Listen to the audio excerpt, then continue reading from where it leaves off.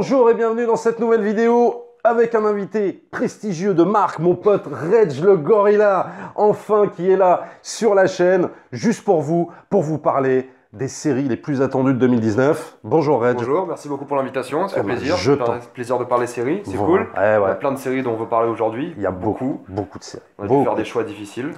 Des choix cornéliens, ça va être compliqué. Mais bon, on va quand même le faire. J'espère que ce sera pas trop long quand même. Mais bon, on va quand même essayer de le faire. Alors tout d'abord, dans cette vidéo, ce qu'on va faire, c'est qu'on va parler des attentes de suite de séries. Saison 2, saison 3, par exemple de Game of Thrones, de ci, de ça. Et dans un deuxième temps, là, on va vous donner un petit peu les 10 séries, les 10 nouvelles séries à regarder, à surtout ne pas louper, que ce soit sur Netflix, que ce soit sur HBO, etc. Mais je pense qu'il y en aura beaucoup plus sur Netflix. Ah ouais, et voilà, c'est ça. Il faut juste savoir qu'on regarde pas toutes les séries du monde, et même dans les top 10 des séries qu'on a choisies, c'était difficile, il fallait faire des choix, mais c'était plus simple d'avoir un top 10 plus qu'autre chose. N'oubliez surtout pas de nous mettre dans les commentaires vos séries les plus attendues 2019 et de débattre avec nous sur ce que vous attendez. On loupera plein de séries, il y en a vraiment beaucoup qui sortent. Alors on va commencer évidemment tout de suite par moi, une série que j'adore évidemment, une suite de séries, c'est Black Mirror. Black Mirror pour moi c'est une des meilleures séries du monde, oui j'hésite pas à le dire parce que moi je suis très fan des séries anthologiques, un peu façon Twilight Zone, et c'est vrai que le jour où j'ai découvert Black Mirror, je suis tombé totalement amoureux de cette série, j'ai vu tous les épisodes très rapidement, bon il n'y en a pas non plus énormément par saison, mais Black Mirror c'est à chaque fois, chaque année j'attends la prochaine saison de Black Mirror pour savoir quelles histoires ils vont nous raconter. Moi je trouve que ça se bonifie d'année en année, il y a des épisodes moins bons que d'autres. Là par exemple au moment où on enregistre, il y a le fameux épisode interactif de 5 heures je crois qui est sorti sur Netflix, donc qu'on n'a pas encore vu, mais on attend également la prochaine saison l'année prochaine. Donc voilà, Black Mirror, moi en tout cas c'est une grosse série, une suite de séries que j'attends. Voilà. Ouais bien sûr, même si moi la saison 4 m'avait un peu déçu parce que un peu trop optimiste. Oui c'est vrai que ça a été racheté par Netflix à certains moments quand même. C'est moins anglais. C'est moins anglais, c'est moins pessimiste, moins cynique, un peu ça se ressentait. Bon ça reste Black Mirror, ça reste quand même du haut panier des séries télé. Et c'est vrai que l'épisode interactif peut être très intéressant parce que dans la prochaine saison peut-être on aura 6 épisodes dont 2 interactifs si ça marche bien. Si ça marche bien. Le concept marche bien, on l'essaiera, je pense qu'on en parlera tous les deux sur nos chaînes. Exactement. Donc on est très curieux de voir la suite de Black Mirror. Moi j'aimerais juste évoquer une petite série polonaise dont tout le monde oublie et personne n'en parle, c'est 1983, c'est une série dystopique, elle ressemble beaucoup à 1984 du coup, c'est pas du tout un préquel, ça n'a quasiment rien à voir, mais ça ressemble beaucoup et c'est une série vraiment intelligente et pour ceux qui aiment la dystopie, le futur, l'anticipation, c'est vraiment très bon et j'ai très hâte de voir la saison 2 parce qu'il y a de grosses révélations qui sont sorties dans la première saison et la saison 2 va être énorme, donc je te conseille énormément cette série, franchement pour tous les fans d'anticipation, c'est incroyable. Bon, franchement ils ont fait du très bon taf en Pologne et Netflix, ils arrivent à avoir ces ressources européennes qui mettent bien les cultures en avant et c'est vraiment bien foutu. Je conseille vraiment 1983. Bon. J'ai très hâte de voir la seconde saison. C'est noté, je la regarderai parce que c'est vrai que je suis complètement passé à côté et c'est vrai que toi quand t'en avais parlé sur ta chaîne ça donnait bien envie. Donc c'est la prochaine série à regarder sans problème. Il y a combien d'épisodes à peu près? Il y en a 8 je crois, 8 ou 10 d'une heure, ça va vite quand même, ça va vite. Et c'est addictif, ça se finit vite. Bon, c'est parfait. Alors moi ensuite, la série que j'attends, c'est la saison 5 de Better Call Saul, bien évidemment. Moi, Better Call Saul, c'est une série que j'adore parce que c'est une série qui a pris son temps. C'est pas une série où tu peux accrocher, surtout si tu es très fan de Breaking Bad. Mais c'est vrai que c'est une série qui prend son temps, qui monte crescendo, qui à mon avis se hisse au niveau de son aîné, c'est-à-dire Breaking Bad, sans avoir forcément les mêmes thématiques, sans avoir forcément le même kiff, parce que Breaking Bad est spectaculaire, et je dirais que Better Call Saul, c'est beaucoup plus sur une étude de personnage, moins sur une intrigue avec rebondissement, etc. Mais c'est une série qui a énormément gagné en qualité, et rien que pour le plan de la fin de la saison 4, où tu as Jimmy McGill qui regarde Kim, où tu sens un espèce de fossé entre les deux qui s'est vraiment creusé dans leur relation, et qui dit « It's all good man », en référence à un jeu de mots avec Saul Goodman. Rien que pour ça, moi j'en peux plus de mater la saison 5, il faut absolument que je vois comment Jimmy McGill devient réellement la Saul Goodman et c'est ce qui va se passer. Et j'ai même entendu des rumeurs comme quoi il y aurait peut-être Bryan Cranston dans la saison 5, mais bon, ça à mon avis ça reste... voilà. Faut que je le mette à jour. Non, mais c'est juste incroyable quoi, cette série elle est énormissime, donc voilà. Une série qu'on attend tous les deux, c'est la série allemande Dark. La première c'était une grosse claque, l'une des meilleures séries de 2017, surtout de fin 2017. C'était inattendu parce que c'était l'une des premières productions européennes Netflix, on s'attendait à quelque chose de moins bien en tout cas. Je m'attendais pas à quelque chose de si impressionnant. Et c'est que Dark, c'était claque, après retournement de situation, Incroyable, c'était cette super impressionnant. Et la saison 2 va complètement aller dans le délire post-apocalyptique, on suppose. Ouais. On verra comment la mécanique de temps va être intégrée dans la série. Mais là, moi, j'ai super hâte de voir Dark. C'est l'une de mes séries les plus attendues l'année prochaine. J'ai trop Complètement. hâte. Carnage cette série. Ouais. Alors évidemment, une des séries les plus attendues par peut-être toute la Terre entière, c'est évidemment Game of Thrones. La dernière saison, quoi, la saison 8. Bon, ça, tout le monde l'attend, bien évidemment, nous les premiers. Je suis très impatient de savoir comment ils vont clôturer, même si on sait qu'il y aura un spin-off bien plus tard, hein, je crois. Bien plus tard, qui sera lui bien plus tôt dans la série. Qui sera bien plus tôt, voilà. Mais je suis très impatient de voir comment ils vont clôturer cette immense saga quand même d'Heroic Fantasy. Qui a quand même changé la télévision, la fantasy. C'est un peu ce qu'a fait Le Seigneur des Anneaux au cinéma. Voilà. Game of Thrones l'a fait à la télé, et là ils viennent de changer. Il y a plein de concurrents de Game of Thrones qui vont arriver, Le Seigneur des Anneaux, The Witcher, enfin ils ont plein de trucs un peu partout. Et ça va être de la vraie compétition et j'ai hâte de voir ça, comment Game of Thrones a forgé la télé. Et ils promettent l'une des plus grandes batailles de l'histoire du cinéma. L'histoire du cinéma, du ouais. cinéma, Du pas de la cinéma. télé, du Ouais, cinéma. c'est là où c'est. Ils ont pas peur. Ouais, mais tu vois, par ça, c'est énorme qu'ils disent ça. Parce qu'en fait, ça veut bien dire une chose. C'est que la série, petit à petit, remplace quand même, pour moi, des fois, le médium cinéma, quoi. Vu le budget, il y a intérêt, j'ai envie de dire. Ouais, non, mais voilà. bien sûr. Oui, mais si tu veux, en termes de qualité, ils ont acquis un savoir-faire de dingue en série télé, quoi. Moi, je trouve ça fabuleux. Hein, c'est incroyable. Il y a 6 épisodes, je crois, qui vont durer tous presque 1h30, 1h15. Enfin, ça va être un marathon assez intense, ces 6 semaines de suite en avril. Ouais. Ça va être bien, on a tous très hâte et ça va vraiment être crescendo. Quoi. Voilà, donc Game of Thrones, saison 8 l'année prochaine. Bon, une série que toi t'as pas trop aimé, tu m'as dit, c'est Mindhunter. Moi j'ai adoré la patte David Fincheresque sur toute la série, les épisodes qu'il a réalisés, qu'il a coécrit. Pour moi c'est vraiment une série très intéressante et ça te plonge dans de la folie, dans du jeu d'acteur de malade. C'était très... En plus ça s'est fini en vraiment crescendo cette dernière saison. J'ai très hâte de voir où ça va aller. En plus, moi j'ai vraiment apprécié toute l'esthétique, les années 80, 70 même, le début des serial killers. Et en plus, depuis Mindhunter, Netflix, ils arrêtent pas de sortir des séries sur les serial killers, des documentaires, des interviews. Ils ont vraiment compris qu'il y a une vraie audience pour ça. Et Mindhunter, c'est un peu, je pense, qui a lancé tout ça et j'ai hâte de voir la saison 2. Alors, une autre série anglaise, évidemment, parce qu'on ne compte plus les super bonnes séries anglaises. Peaky Blinders, bien évidemment. Comment on peut passer à côté de Peaky Blinders? C'est impossible. Donc là, ce sera la saison 5, je crois. Sur 8, je crois. Ils en ont prévu 3 de supplémentaires. Voilà. 8 ou 7, Voilà. Alors, pour moi, la saison 4, c'était la meilleure, tout simplement. Moi, c'est celle qui m'a le plus bluffé. Moi, c'est l'inverse. Toi, c'est l'inverse. Toi, elle t'avait fait chier. Toi, elle t'a fait chier. Alors que t'aimes bien l'univers. Ouais, j'aime beaucoup, mais pour moi, à la fin de la saison 4, pour moi, il y a une ellipse incroyable qui sort de nulle part. Le méchant, j'y ai pas cru. Je vais pas rentrer dans les détails de pourquoi la saison 4. Mais ouais, j'ai quand même très hâte de voir la 5 parce qu'ils ont prévu 3 saisons supplémentaires. Ouais. Du coup, je suis un peu méfiant parce que j'ai pas envie que la série s'éternise. Et là, l'ellipse, elle montre des trucs... qui m'intéresse pas spécialement, enfin la direction m'intéresse pas spécialement, mais je suis quand même curieux parce que c'est devenu un peu un phénomène, Peaky Blinders. Beaucoup de personnes en regardent. Et ça a pris son temps. Et Shelby, c'est devenu un nom assez culte de la série télé, ça a pris son temps, mais c'est mérité. Et mine de rien, j'ai quand même hâte de voir la saison 5, vraiment. Voilà. Donc la saison 5, là, normalement l'année prochaine, si je me trompe 2019, pas. ils ont dit. 2019, voilà, parfait. Peaky Blinders, saison 5.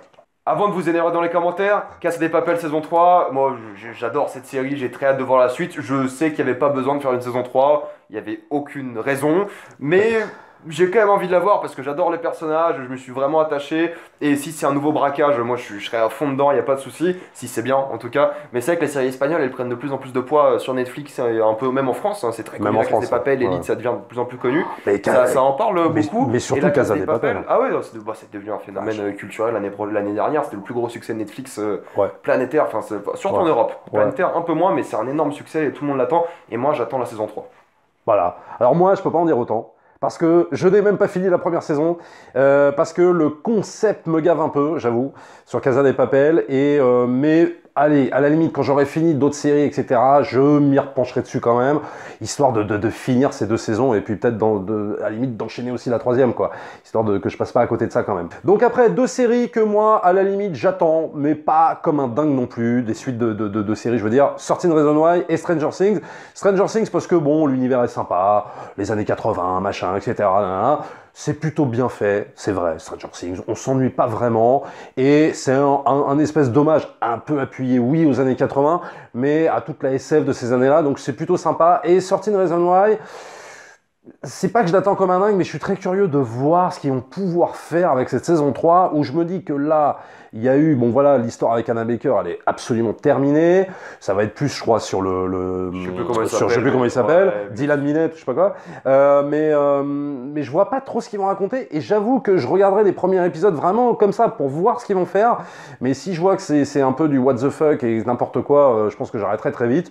Mais voilà, je les attends, allez, pas comme un dingue non plus. Ouais, mais moyennement, voilà, moi pareil, je les attends moyennement. Stranger Things, c'est marrant, c'est divertissant, j'aime bien les personnages. Mais Sector Reasons Why, ils se sont un peu enfermés sur la fin, je trouve. Ouais. Ou du moins, ils vont complètement changer de concept, d'idée, de série. Mais ouais, je les attends moyennement. Quand je vais regarder, je pense que ça va être quand même assez divertissant dans tous les cas. Une série que t'as pas encore regardée, je crois, c'est Narcos Mexico. Non.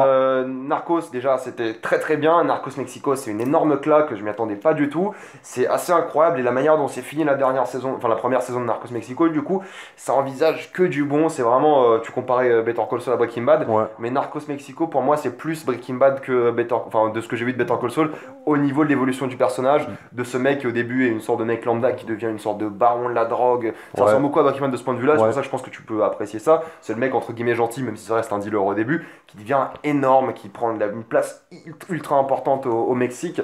Et j'ai trop hâte de voir la seconde saison. Et c'est avec. Il y a El Chapo dans la série, enfin il y a plein de. Donc en fait, figures cultes, Narcos Mexico, il faut le détacher des 2 premières saisons de Narcos. Alors, faut Non, pas- des 3 premières, je veux dire.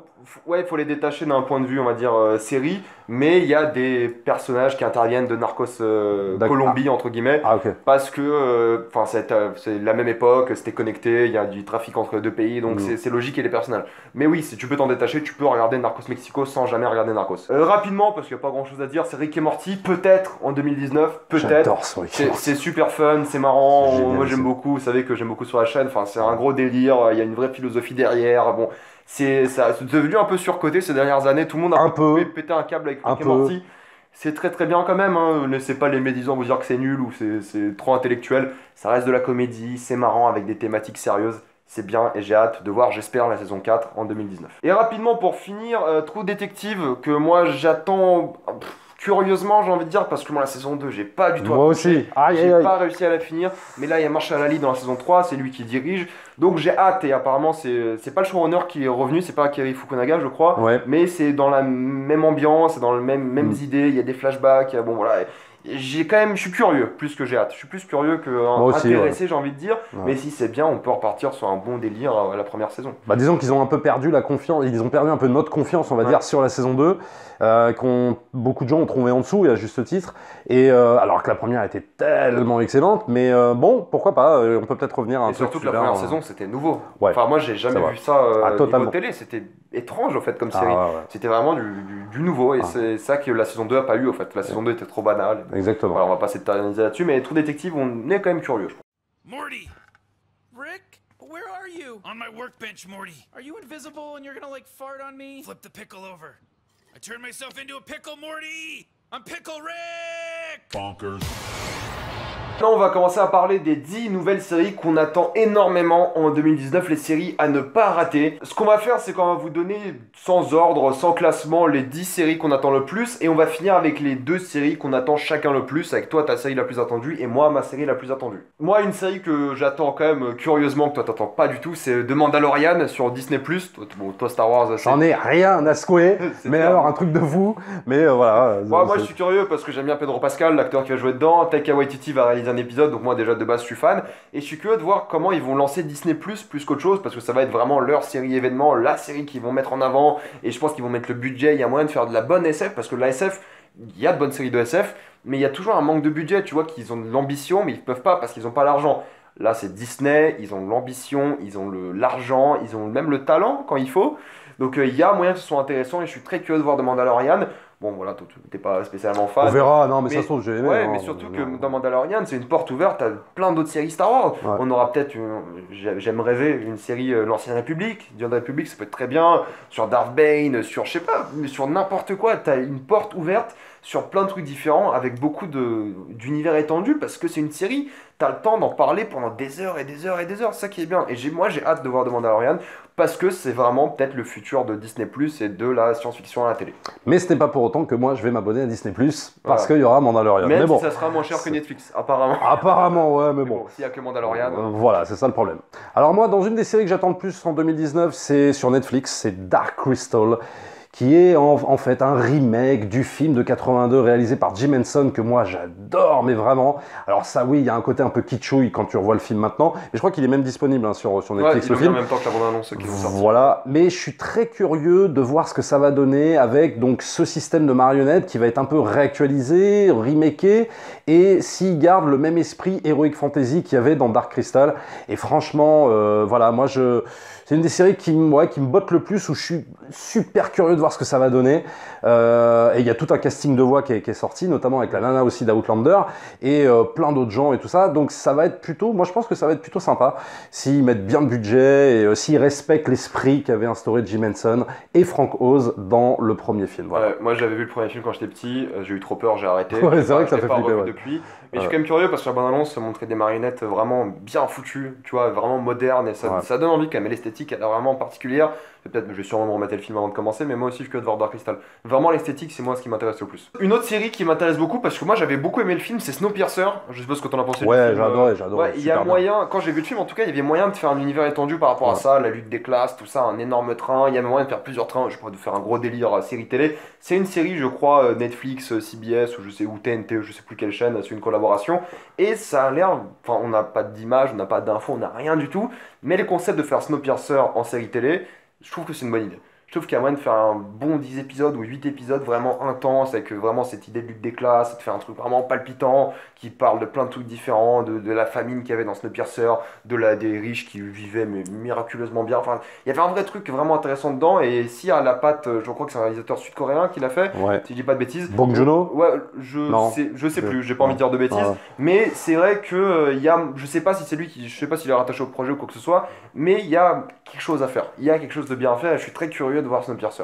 Snowpiercer, donc il sera dispo sur Netflix, je crois aussi. En théorie, en France, on n'a pas encore de nouvelles Voilà. en France, mais je pense que c'est en France sur Netflix. Vous savez, vous pouvez aller voir sur Netflix sur PC, vous tapez Netflix dans la barre de recherche et vous voyez tous les projets. Et il me semble qu'il est dedans.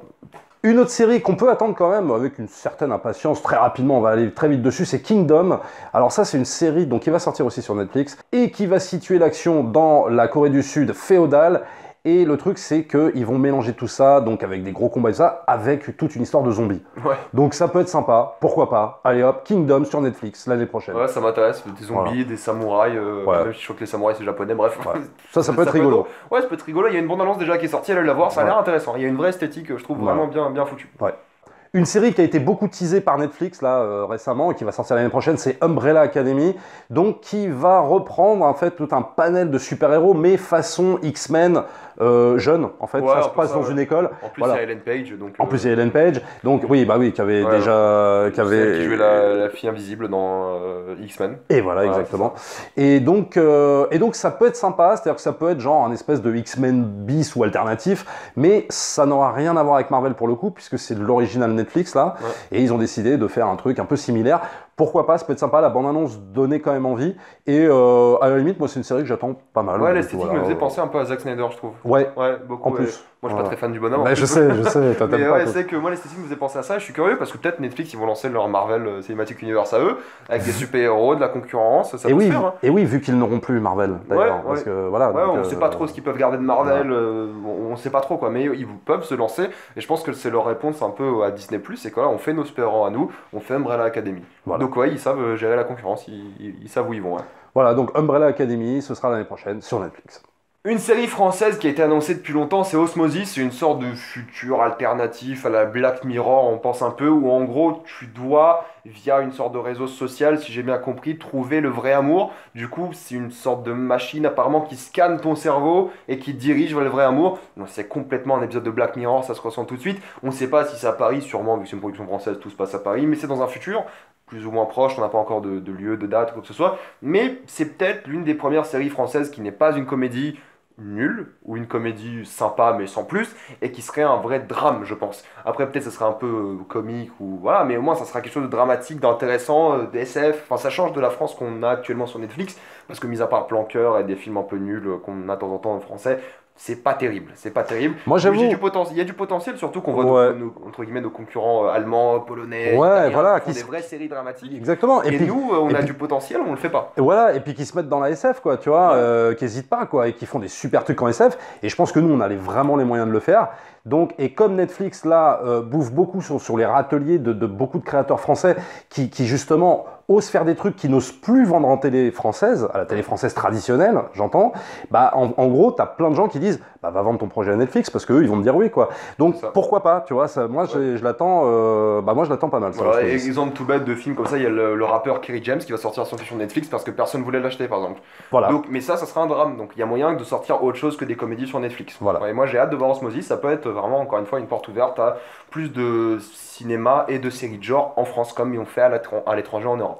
Une autre série que j'attends beaucoup, c'est Chaos, c'est une série british qui sortira aussi sur Netflix, qui va être une modernisation de la mythologie gréco-romaine. On ne sait pas encore si c'est grec ou romaine ou un mélange des deux. Bon, ils feront un choix, c'est quasiment la même de toute façon. Moi je suis assez d'accord avec ça parce que de toute façon la mythologie, le but c'est de raconter des histoires. Le fait qu'on modernise, ça me dérange pas du tout. Mais je veux juste pas que ce soit genre trop british, un peu comme ils ont fait avec Lucifer, c'est que juste c'est le diable, un truc comme ça, qui joue dans la métaphore mais qui nous donne un peu les visuels, peut-être à l'American God, qui joue vraiment sur la mythologie et les idées, la morale, tout ça, et qui nous donne des visuels, des fresques vraiment à voir, et que ce soit pas genre une série de jeunes adultes qui parlent de mythologie vite fait à l'arrache, en modernisant tout ça. Il faut moderniser parce que c'est l'idée de la mythologie, mais il faut aussi le faire avec un peu de nostalgie, j'ai envie de dire, de parler vraiment d'épopées héroïques, mythiques ou horribles. Bref, il y a plein d'histoires de la mythologie, toutes avec une morale super intéressante qui tourne autour du même principe, mais qui sont vraiment efficaces, et moi j'ai hâte de voir ça de manière moderne et avec Chaos, qui est très hypé par Netflix, ils en parlent souvent sur Twitter, j'ai hâte de voir ça. Alors maintenant, deux séries que j'attends énormément en 2019, il y en a deux. Il y a The Watchmen et il y a The Twilight Zone. Alors évidemment, Watchmen, ce sera non pas sur Netflix, mais sur HBO. Bon, je l'attends énormément, parce que moi je suis trop fan de Watchmen. J'avais même fait une vidéo, hein, vous pouvez aller voir sur la chaîne, d'attente et d'infos et tout ça là-dessus. HBO n'a strictement, absolument rien, quasiment rien teasé, à part le fait qu'il y aura peut-être Jeremy Irons et tout ça sur le casting, et le fait que Watchmen se passera des années après l'histoire de Watchmen qu'on connaît, quoi. Voilà, moi je suis très curieux de savoir ce qu'ils vont faire. Il y a quand même Damon Lindelof en showrunner, donc ce qui est quand même pas dégueulasse, surtout quand on voit le boulot qu'il a fait sur Leftovers, moi que j'ai vraiment adoré, et puis il y a HBO derrière, quoi. Donc je me dis que Watchmen, c'est une des mes plus grosses attentes là pour l'année 2019 quand même. C'est soit ça passe ou ça casse, quoi. Voilà, c'est parce que faut passer derrière quand même l'œuvre de Alan Moore, quoi. Dis-moi, est-ce que ça sera un polar à la Watchmen comme le film, ou il y a des nouvelles sur ça? J'ai l'impression, ça va plus s'adapter des comics ou plus du film? À mon avis, plus des comics. C'est-à-dire que là, vraiment, on va avoir toute l'ambiance polar, toute l'ambiance. Et avec le surnaturel, le fantastique? Normalement, oui. Polar, ouais. Normalement, oui. Parce que d'habitude, ils ont peur d'aller dans le fantastique, le surnaturel. Je sais. Mais ça, là-dessus, c'est encore vachement flou. Ils ont vraiment réussi à garder ça secret, HBO. Je sais pas comment ils ont fait. Voilà, donc Watchmen, HBO l'année prochaine. Et donc la deuxième, c'est The Twilight Zone. Alors pourquoi The Twilight Zone? Parce que moi, la quatrième dimension, j'adore. C'est encore une série anthologique, mais des années 60 que vraiment, je sais pas, j'ai dû voir 3 fois. Enfin, je suis très fan de cette série pour plein de raisons, parce que justement aussi ça aborde des sujets, enfin à l'époque, dans les années 60, ça abordait des sujets sur le thème du racisme, de la tolérance, même du nazisme, de l'antisémitisme, etc. Et ça grâce à Rod Serling, qui ponctuait en fait ces histoires de plein de sujets comme ça, mine de rien. Alors oui, c'était de la SF et du fantastique, mais il y avait toujours en filigrane un petit sujet comme ça, hop, qui pouvait faire polémique et tout ça à l'époque. Et je me dis, la série Twilight Zone repris par Jordan Peele, donc Jordan Peele c'est quand même le nouveau un peu Wonder Boy quoi d'Hollywood, quoi, celui qui arrive à faire des petits trucs avec Get Out, là son prochain film qui va arriver, voilà, et qui fait quand même des super trucs avec pas beaucoup de moyens. Je me dis qu'avec Twilight Zone il peut faire un super truc sans forcément remaker les épisodes qu'on connaît des années 60. Moi je pense qu'il va quand même prendre quelques épisodes, mais j'ose espérer qu'on va avoir quand même du sang neuf dans les histoires, pourquoi pas. Et ça pourrait être super intéressant. Surtout que, pour ceux qui ne savent pas, c'est l'une des séries qui a inspiré Black Mirror. Enfin, ça a créé l'anthologie à la télé. En gros, peut-être pas créé, mais ça a vraiment donné vie à l'anthologie à la télé. Et c'est vraiment ce qui a inspiré Black Mirror. Et je pense que ça va beaucoup ressembler du coup, parce que s'ils font Twilight Zone maintenant, il faut moderniser, parce que l'idée, comme tu dis, en filigrane, il y avait plein de thématique sur le racisme et l'antisémitisme dans les années 60. Là, il faudra moderniser. Il y aura peut-être un parallèle à faire avec voir comment les choses ont évolué dès les années 60 à maintenant. Et j'espère que ça va pas trop ressembler à Black Mirror quand même. J'espère qu'ils vont plus aller dans le fantastique que dans le SF. Parce que le but de la SF, du coup, c'est que Black Mirror, ça utilise la technologie, nos thématiques. Voilà, c'est ça. Ça les fait plus exponentiels et ça va dans des gros délires. Mais j'espère que ça sera plus fantastique, plus humain que Black Mirror, qui est plus technologique et le rapport à l'humain. Voilà. Bah, j'ai quand même hâte de voir Catherine Manchon. Moi, je connais pas très bien, j'ai vu quelques épisodes, mais sinon je suis pas très connaisseur. Mais j'ai quand même très hâte de voir, surtout vu le casting, vu la chaîne, et bon, vu le. Voilà. Et ce sera normalement. Le casting, vu le réel. showrunner, voilà, le showrunner. Et ce sera normalement sur Netflix. On sait pas trop, je crois, en France, on n'a pas trop de nouvelles, si. Je crois. Je crois. À voir. Forcément, moi, la série que j'attends le plus et que tu as découvert assez récemment, c'est The Witcher. Enfin, moi, j'ai extrêmement hâte de voir la série, j'en peux plus. Je scrute chaque news de casting, de photos, de trucs. Netflix est très confiant, ils veulent même donner plusieurs saisons déjà, alors que nous, on n'a pas d'image encore de la série, mis à part la coiffure horrible d'Henri Cavill. Mais bon, c'est normal, c'est du maquillage, c'est comme ça marche comme ça. Mais j'ai très hâte de voir ça, j'ai très hâte de voir encore quel bouquin ils vont adapter. On a quelques infos par rapport au bouquin grâce au casting, mais bon, on sait pas encore où ça va aller. J'ai quand même très hâte de voir la série, je suis méga fan, j'espère qu'ils vont mettre le budget. Le tournage se passe plutôt bien, apparemment, c'est à Budapest et en Pologne. Voilà, déjà, c'est en Europe de l'Est, c'est déjà bien. J'ai eu quelques problèmes avec le casting, vraiment le fait de ce métissage inutile, je trouve, au casting. Bon, c'est comme ça, mais c'est un peu Netflix. Mais s'ils mettent ça, je pense aussi qu'ils veulent tout mettre dedans et vraiment tout casser avec The Witcher et être un gros concurrent à Amazon qui sort de Seigneur des Anneaux. Et surtout à Game of Thrones qui finissent et le spin-off qui va arriver. Donc c'est des vrais concurrents. Toi qui viens de découvrir le jeu récemment, t'as vu le potentiel qu'il y a derrière. Ah, moi j'ai vu. Alors moi si tu veux, The Witcher c'est une série qui m'excite, mais alors à un point de dingue et en même temps qui me fait très peur. Parce que moi je viens de découvrir le jeu. Voilà, je viens de découvrir The Witcher 3 sur PS4. Je trouve que c'est un chef-d'œuvre absolu. Et pourtant des jeux vidéo j'en ai fait. Et le truc c'est que ça m'excite parce que j'ai envie de voir évidemment ce qu'ils vont faire avec cet univers. Et en même temps ça me fait très peur parce que plus je joue au jeu, plus je me dis, bon courage pour retranscrire l'univers, quoi, en série, et même en film d'ailleurs. Je me dis, ils réussissent des fois des trucs incroyables avec Game of Thrones, pourquoi pas The Witcher et tout ça, surtout en plus si tu me dis que c'est tourné en Pologne, donc parce que le jeu est un jeu polonais en fait à la base. Par des bouquins polonais. Voilà. Et je me dis, s'ils réussissent à retranscrire cette atmosphère si particulière qu'on ressent quand on joue au jeu, eh ben franchement, chapeau, parce que pour moi, c'est un véritable chef-d'œuvre. J'espère qu'il y aura quand même des scènes de cul, j'espère qu'il y aura tout ça. Non, mais c'est vrai, parce que c'est hyper important, parce que ça fait partie... Il faut qu'il y ait de la violence, du cul, de l'inceste, du sexisme. Alors, voilà. Il faut tous ces trucs qui font vraiment de Witcher. Et il y en a dans les livres, parce qu'on parle du jeu, mais c'est adapté des livres. Voilà. Mais bon, c'est vrai que les jeux ressemblent beaucoup aux livres dans l'ambiance, je trouve, dans les thématiques qu'il aborde. Donc il faut que ce soit trash. Game of Thrones, à côté, en théorie, c'est un truc pour enfants. Limite, ouais. Moi, je trouve aussi, ouais. C'est pour ça que j'espère qu'ils vont aller oser au bout des choses. Enfin, pour vous dire un truc tout bête, l'un des livres se finit sur une scène de cul qui dure je sais pas combien de temps, quoi.